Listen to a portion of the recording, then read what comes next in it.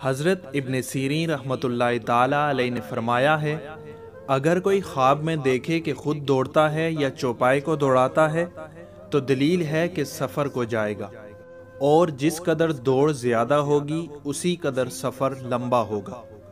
اور اگر دیکھے کہ پالان والے گھوڑے پر سوار ہے اور اس کو دوڑاتا ہے تو دلیل ہے کہ گھر والوں کے ساتھ سفر کو جائے گا اور مال حاصل کرے گا۔ حضرت جابر مغربی رحمۃ اللہ تعالیٰ علیہ نے فرمایا ہے